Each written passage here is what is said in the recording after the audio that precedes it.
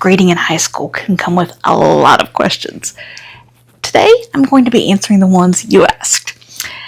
I have homeschooled 3 kiddos in high school. Currently, they are in grad school, 12th grade and 10th grade. And I've had a lot of questions along the way. So when I started making this video, I thought about some of those, but I really wanted to know what you wanted to know. So I asked my email list, asked over on Facebook. I picked 10 of the questions, so let's get started. Number 1, I'm stressed by it. Okay, I know this isn't a question, but it came up in multiple emails, and so I wanted to go ahead and address it with a couple of tips for you. Number 1, remember that whatever you choose starting in 9th grade isn't set in stone.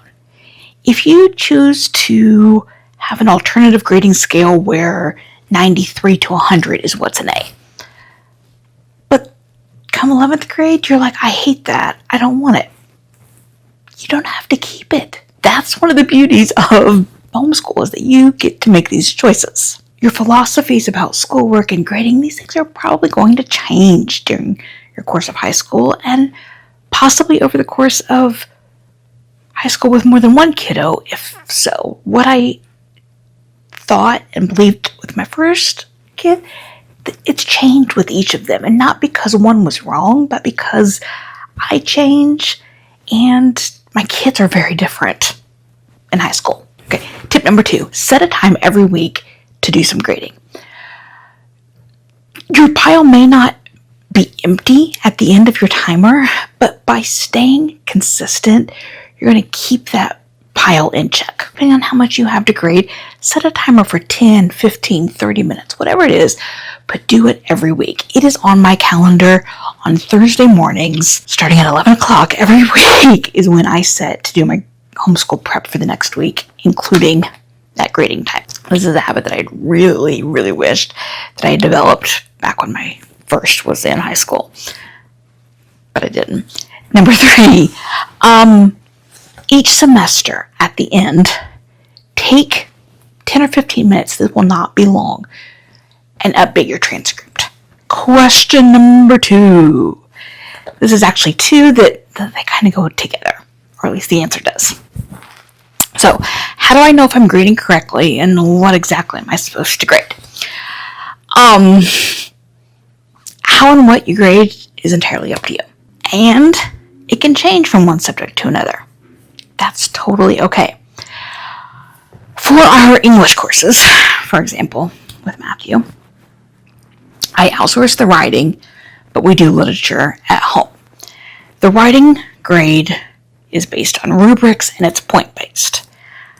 The literature grade is based on how well he can analyze and discuss the book, the effort he puts into it, any activities we do with it. Sometimes we'll do like a writing activity, or I will have him do something with vocabulary. And then at the end of the year, those things get combined, averaged, and that's their grade. For the what am I supposed to grade, again, this part is up to you. Do you want to grade only the tests? I would not suggest that, but maybe some families want that. Do you want to grade a bit of everything? Quizzes, tests, assign points to discussion. These are all things that you really get to choose yourself. Like I said, for writing, the grade I assign for English, the grade I assign for literature really comes down to effort and attitude, really, because if he is discussing well, then that's good effort, because obviously he has to put effort into being able to discuss. If his writing example or his writing activity is poorly done, well, then he didn't put in good effort. Math, though, it's much more straightforward. I just have all of his points, a big list. Every assignment gets a point value. At the end of the year, those will get divided and his percentage is calculated from there. How do you know if you're doing it correctly? You're doing it correctly if it's based on what you want to do. It really is as simple as that. And I know that that's not simple if you're not really sure what to do. If you want to share how you decide what to grade and how to grade, let us know down in the comments. Okay, question number 3. Do I need to grade every assignment? I laughed when I read this, not because it's a dumb question at all, but because I was overwhelmed at the thought of that. Like, oh, if I had to grade every single assignment, I would probably still be grading my grad school students' assignments, because I would be terrible at that. You are completely allowed, if that's the right word, to give completion grades sometimes, to skip every other assignment grading, to only grade every other problem. Sometimes I just give a completion grade for math, and I will assign like 5 points total, because most of his math assignments are between 15 and 25 points. So if I'm giving something for just completing it, I don't want it to be the same value as those other ones, but I still want to give something. So 5 out of 5 is what I usually do. The important thing is, with your grading, whatever your philosophy behind it is, that when you complete your kiddo's Common App, the paperwork for Common App, which includes your school profile, this is where you'll talk about what your philosophy behind grading is. Question number 4, will colleges believe your homeschool grades? As well as they're believing anything right now. Colleges, grade inflation is a big problem right now. And that is one of the reasons why a lot of colleges are revoking their test optional status and requiring ACT or SAT scores.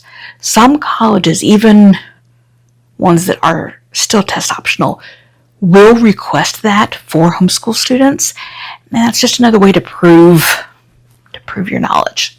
This is a good example of why outsourcing some of your classes can be a helpful thing for some students, especially if your kiddo is aiming for a competitive college.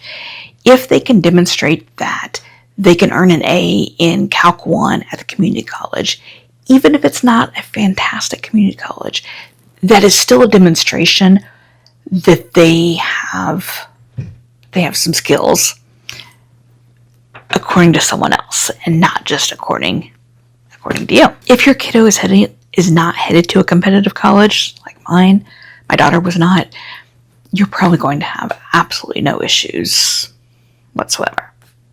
If they're going for something more selective, it is a good idea to find other ways to back up that and demonstrate your kiddo's skills, not in every subject, but those outside sources are a great way to say, yes, the student is capable. What are weighted grades, and should I do them? Weighted grades just means that an A on a weighted scale gets more value in the GPA calculations. So let's say that your student took an honors level English course, honors being whatever you define it as, and they earned an A. They also earned an A in a regular geometry course. If you did not weight them, they would each contribute the same amount toward the GPA. On a weighted scale, that A from the honors course, instead of being multiplied 4.0 times 1, it might be 4.0 times 1.5 or 1.25, however you decide to do it. The idea is that it is that honors class, that AP course, whatever you're weighting, is more impressive because there was more work involved, or it was a harder course than others. Whether you should do it or not is pretty subjective. Some colleges are going to unweight your grades anyway, so some moms are like, why do it? Because the colleges will either unweight them or change the weighting based on what they set it at. On the other hand, at a cursory glance, if you weight the grades, that final GPA is going to look more impressive than an unweighted one. So whether you should do it or not is really subjective and is going to depend on your kiddo's specific situation. I did not do it with Elizabeth. Again, she was not going to a competitive school. There was no reason to do it. She had a solid GPA. I wasn't concerned. With Matthew, I don't know what we're going to do. Again, he's only in 10th grade, and I'm putting that decision off until later. Whatever you choose to do, going back to that paperwork, be prepared to explain it. Be clearly label what you weight and how you weighted it. Question 6, should I include their percentage on the transcript? No. On your transcript, you are going to put in the class name, the final letter grade, and the credits. That's it. At the bottom, you're also going to include the grading scale that you used.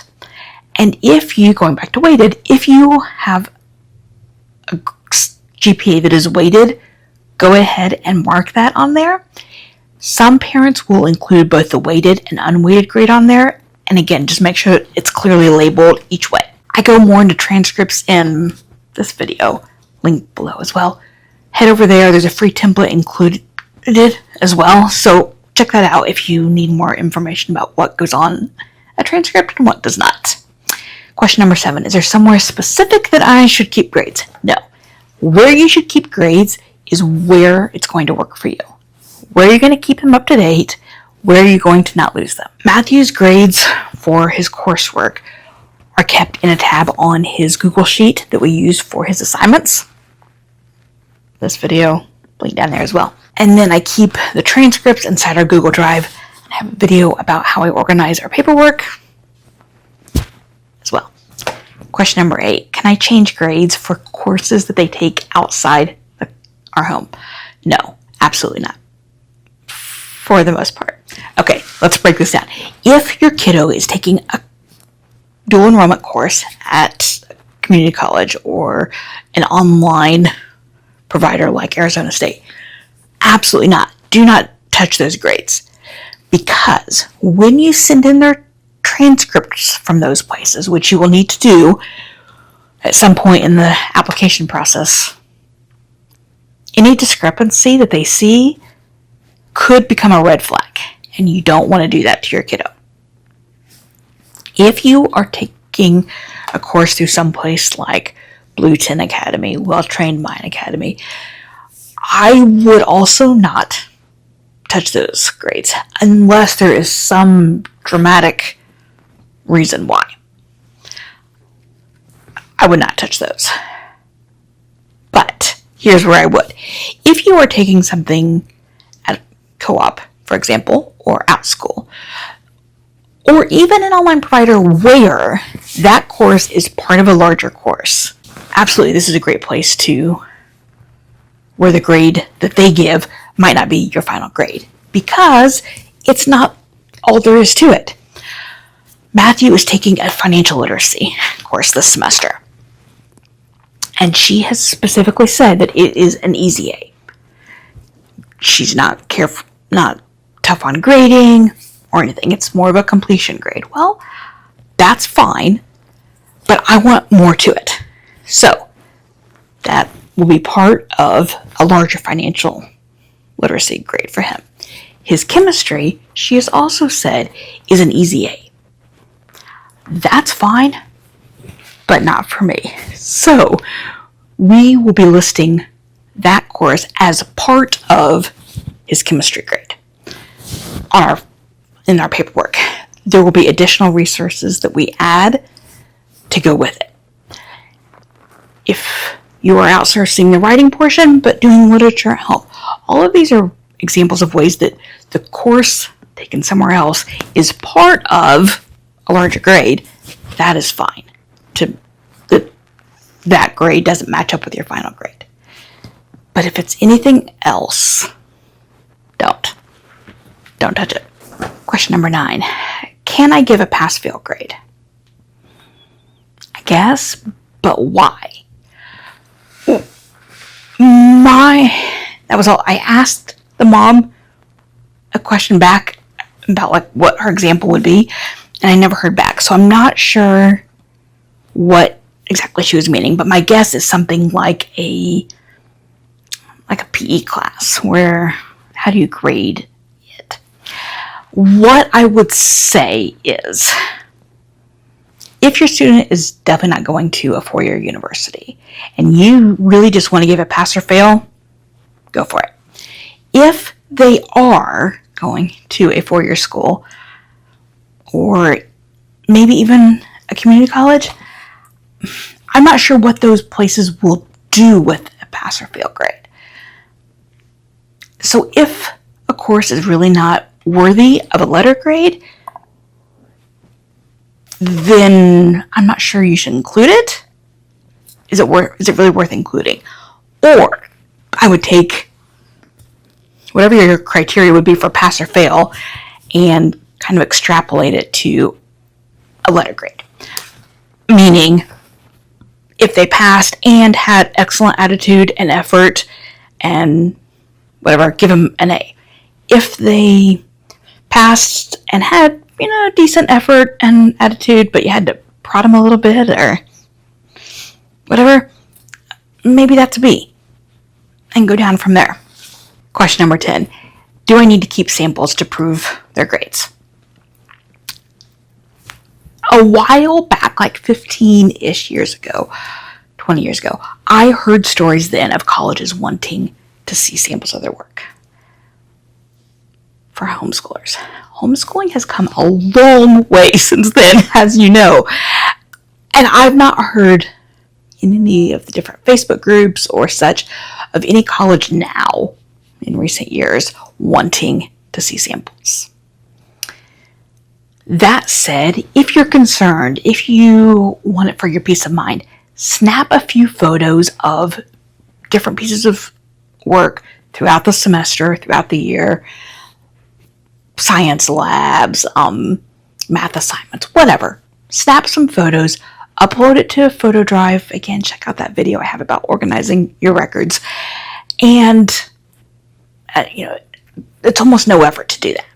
So if you want that for your peace of mind, go for it. My kiddos do all of their writing in Google Docs, so I can save all of those easily because they just exist in the cloud. And so if we needed to submit something, that would not be difficult to find.